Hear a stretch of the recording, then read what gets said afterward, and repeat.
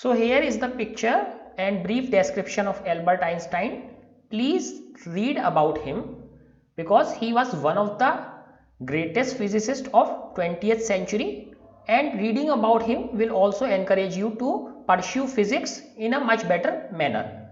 So till now we have discussed about two forces, gravitational force and electromagnetic force. So we have seen two things.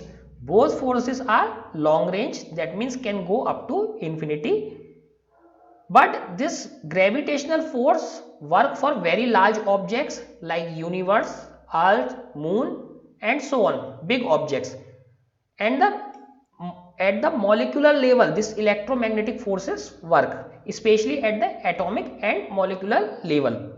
Other two forces are nuclear level forces, they work only on the nuclear level. So all the phenomena happening at the molecular or atomic level are because of these electromagnetic forces. And till now you have learned that these two forces don't need any medium for propagation. Now let us go to see this. Gravity is always attractive. Let us see another difference. One more difference was that gravitational forces were quite weak in comparison to electromagnetic forces. Gravity is always attractive because mass cannot be negative. Mass cannot be negative. So if two objects have mass, so gravity is always positive. That means gravitational force is always attractive, while electromagnetic force can be attractive or repulsive based on the nature of charges. If both the charges are positive and negative, force would be repulsive. If both charges are of opposite type, dissimilar type, then force would be attractive. While electromagnetic force can be attractive or repulsive, that we know. So electromagnetic can be attractive or repulsive, but gravitational force are always attractive. Another way of putting it is that mass comes only in one variety. So mass comes only in one variety, that means there is no negative mass. But charge comes in two varieties, positive and negative charge. So we know that charge can be positive or negative, but mass is always positive. This is what makes all the difference, that gravity is always positive. Matter is mostly electrically neutral, net charge is zero. So we know that generally net charge on anything is zero. Thus, electric force is largely zero and gravitational force dominate at terrestrial phenomena. So, what happens? So, since there is no net charge on anything, so at the large distances, this does not make any difference. But when you go to molecular level or atomic level, so we can see that there is negative charge, that means electron, and positive charge protons, they are separate. So at the molecular level electromagnetic forces, but at large distances since net charge is zero, so only gravitational force dominates. Electric forces manifest itself in atmosphere where the atoms are ionized, that leads to lightning. So when can we see this electromagnetic forces? When atoms become ionized, that means they become charged, and we see this in phenomena of lightning. So here is one more scientist, Dr. S.N. Bose. So please read about him also.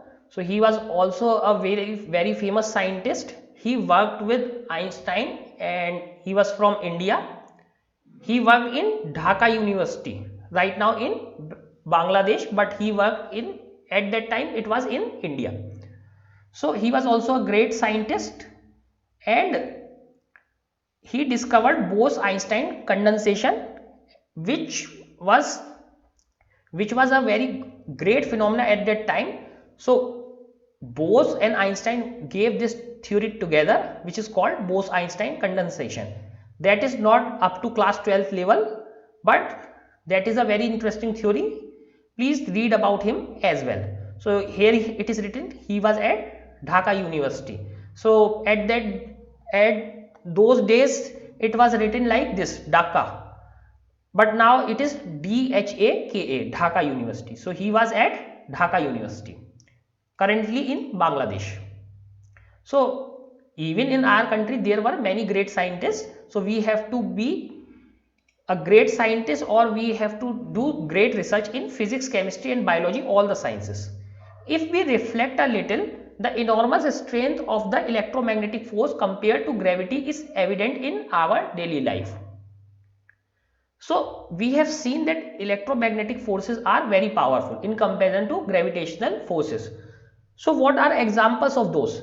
When we hold a book in our hand, so suppose we pick a book and hold this book in our hand, we are balancing the gravitational force on the book, because gravity will try to pull it down on the book due to huge mass of earth by normal force, and we are putting some normal force that is provided by our hand.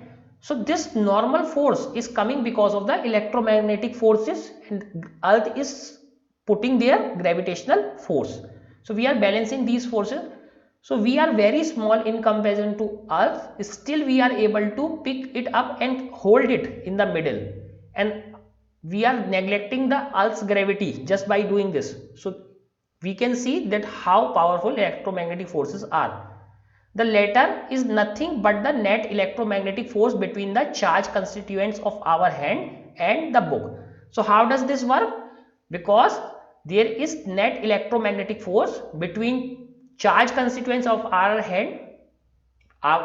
Everything is made of atoms and molecules, and atoms and molecules are made of protons and electrons. So protons and electrons of our hand, that means charged particles, and charged particles of our book. So there in between them there is some net electromagnetic force which is holding the book.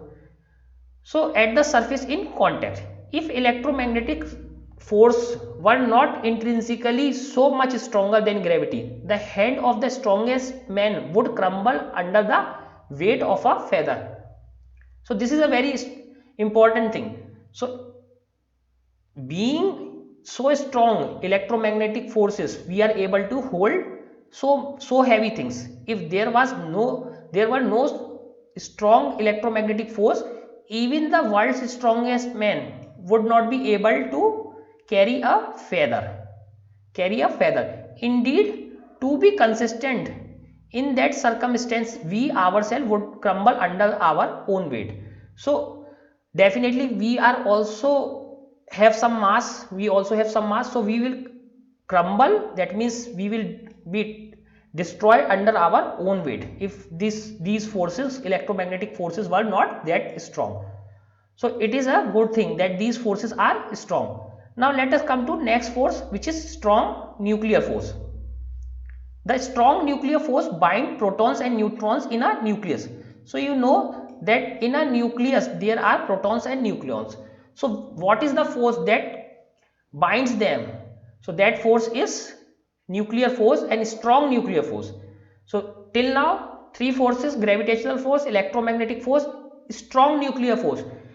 Why it's strong is written because there is also one more force, that is called weak nuclear force.